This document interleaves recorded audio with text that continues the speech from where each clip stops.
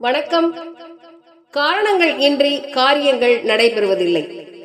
விநாயகரின் பிறப்பும் தோற்றமும் காரண காரியங்களுடனேயே நடந்து வருகின்றன.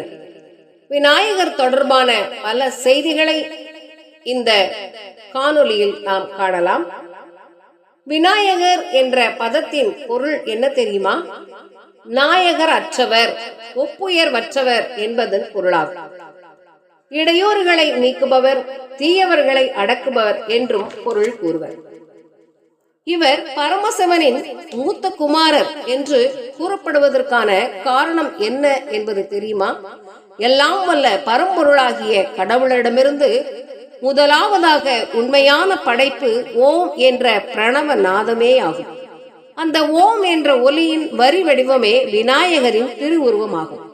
இறைவனிடமிருந்து முதற்கண் தோன்றியது ஓங்கார பிரணவமே ஆகையால் இவர் பிரணவ கணபதி என்றும் ஓங்கார ரூபன் என்றும் பரமசிவனின் மூத்த பிள்ளை என்றும் அழைக்கப்படுகின்றார். ஓங்கார ஒலியின் வரிவடிவமே விநாயகர் என்பதை எவ்வாறு விளக்கலாம்?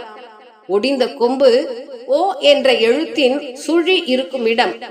இவ்வெழுத்து இங்கிருந்து தொடங்கி வலக்கை வழியாக கிரீடத்தை சுற்றி இடக்கை பாகம் வரையில் வந்து திரும்பி வளைந்து நெற்றி பொட்டு வரை போய் துதிக்கை வழியாக கீழ் இடக்கை வந்து கால் வரை இறங்கும்.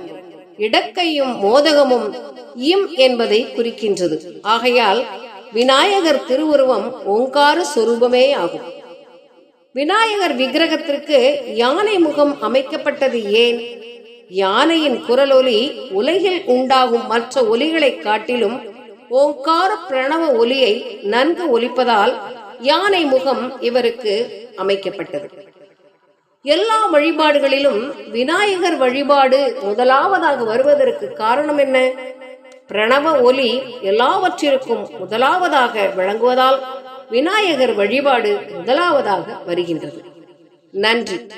விநாயகர் பற்றிய ஏனைய செய்திகளை அடுத்த காணொளியில் காணலாம். நன்றி.